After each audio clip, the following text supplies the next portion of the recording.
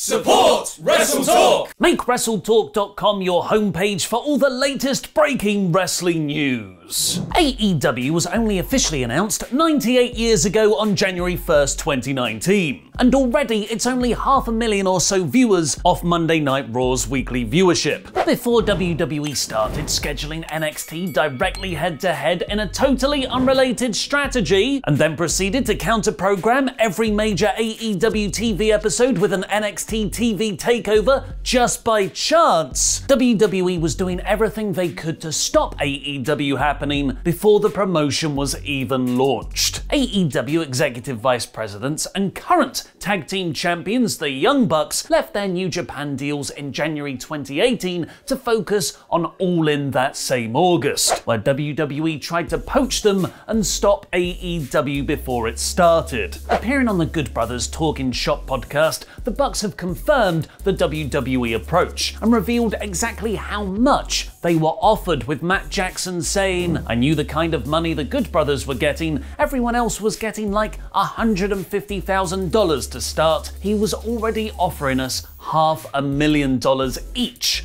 guaranteed." I'm going like, what? At that moment, we knew our street value. That was just the first offer. This was years before the inflated multi-year contracts WWE started signing talent to through 2019 and 2020 to stop wrestlers going to AEW, because by then, $500,000 a year would be what you offer someone you have no intention of using. It's definitely best they didn't go, as not only would AEW's future be in doubt, but likely because the Bucks would have been broken up 6 months in to feud with each other and then paired up with random single stars when WWE realized they don't have enough tag teams. But for once, Vince McMahon's deeply embedded hate of tag team wrestling has turned out to be a good thing.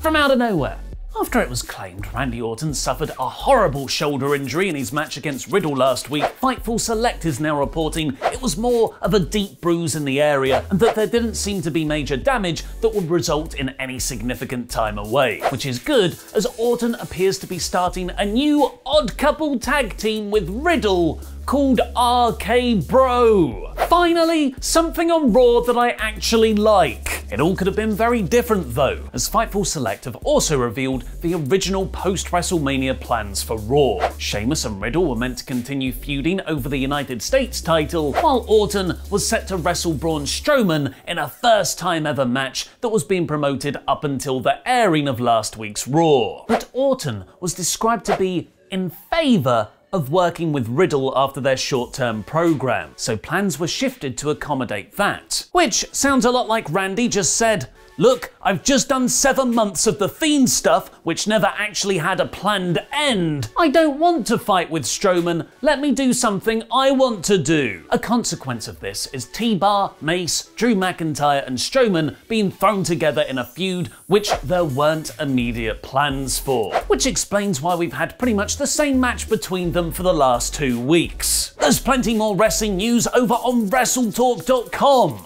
like a former WWE star saying they've likely had their last match, on what Sting has privately told Darby Allin about working together, along with our rundown of who should challenge for every main roster title following WrestleMania. You can check out any of those in the links below and make WrestleTalk.com your homepage for all your wrestling news. But for now, it's time for the weekly test of how much I really love wrestling. Me contractually having to review Monday Night Raw in about 5 minutes. Mace and T-Bar came out without their masks, but still with their stupid names, in Raw's opening tag match against Braun Strowman and Drew McIntyre. Because Vince doesn't know what to do, so he's now just booking by height order. Strowman and Drew fell out backstage because Braun was annoyed that Drew was being bull-headed. That's coming from a man who headbutted Adam Pearce in November just for saying "last but not least," so Braun made it a handicap match, which he won via DQ when Mace and T-Bar just kept beating him up. Meaning this feud has now had 3 DQs in just 2 weeks. But don't worry, I'm sure it'll all pay off to an actual finish now with the match restarted with Drew as a proper tag. No, it's a count-out victory for Mason T-Bar, the sweetest of wins, when McIntyre accidentally clotheslined a steam-powered Braun on the outside. Strowman then hit a power slam on Drew and continued to shout at him for being bull-headed, which has never been a part of Drew's character.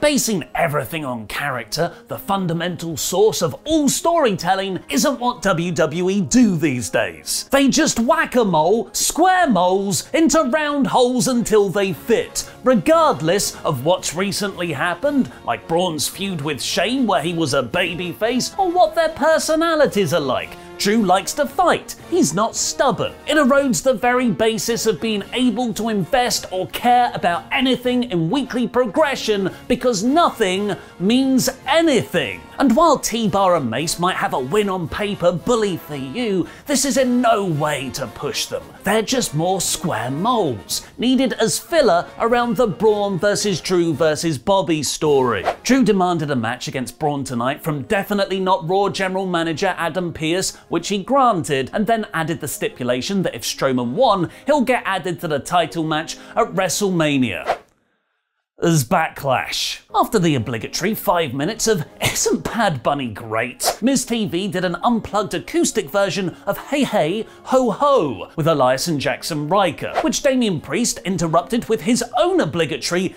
"Isn't Bad Bunny great?", and then him and New Day threw tomatoes at the heels. You say tomato, I say I'm too old for this shit. Although the tomatoes hitting John in the Morrisons and Miz in the face were good shots. The final few minutes to the following 6-man tag was actually crazy good, and Woods rolled up Riker to win. Oh no, we haven't had Charlotte Flair on TV for a week. Quick, do something lame to get Charlotte Flair back on TV. WWE official Sonya Deville let Flair back in the building and then told her to apologize to referee Eddie Orengo. The referees have names?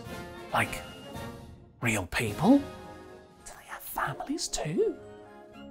And dreams and hopes and desires? And then ended Flair's suspension. Then Flair, because she's a heel, forced the referee to apologize to her. Also definitely not Raw General Manager Adam Pearce was annoyed by Sonya's sudden decision backstage. I can't wait for that War in Authority Figures storyline to go absolutely nowhere, just like the Shane versus Pearce stuff. Humberto Carrillo got the better of Sheamus this week. This is just being done because WWE changed Riddle versus Sheamus to Riddle versus Orton though. Don't expect this to result in anything for Carrillo. But thankfully, after everything else on Raw for the last 6 weeks, which has been either boring or actively terrible, we finally have something we can get excited for.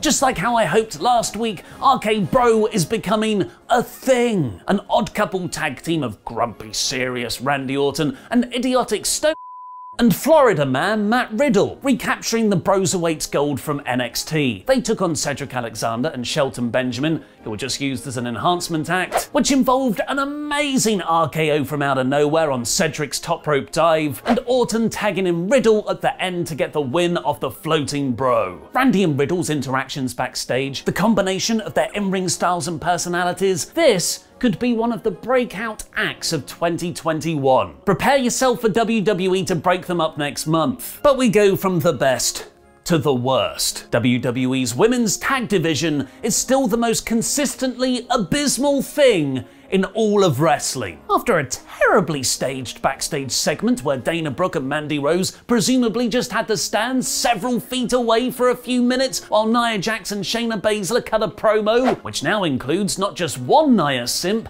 but 2, with Angel Garza joining Reginald, we got a 6-woman tag of Asuka, Naomi and Lana versus Jax, Baszler and Rhea Ripley, because Rhea is an out-and-out heel now, I guess. Who actually cares? The women's champion doesn't actually have a character beyond... well, she's got piercings, I guess. Piercings is her character. And Australian piercings. Australian piercings, title of your indie tag team. Brooke and Rose threw a bucket of water at Baszler, which caused Nia to slip over. Ha ha! her, and then Jax eventually pinned Lana with a leg drop. Still definitely not Raw General Manager Sonya Deville then booked her old nemesis Mandy in a match against Charlotte Flair. Because Flair hungry, Flair need to beat other blonde woman. Which she did. Perhaps Alexa Bliss will get involved with all of this soon, as she cut a playground promo with Lily, teasing it's time to play with the rest of WWE. I love how WWE have completely taken away the main thing I love about this act: Bray Wyatt. And the main event saw Drew take on Strowman in some decent action, but who really cares? The finish made no sense. Bobby tried to cost Braun the match because MVP understandably didn't want Lashley in another triple threat situation where he could lose the title without being pinned, just like his US title at Elimination Chamber. That bit's good. But then T-Bar and Mace ran in to attack Drew in another example of wrestlers just doing things because WWE needs them to for contrived storyline reasons only they are aware of and will quickly forget about. Surely T-Bar and Mace should have just laid waste to everyone there if they're not working with the Hurt Business. Meaning Drew, who never gets beaten, has been pinned twice in the last few weeks, and Braun is in the title match at WrestleMania.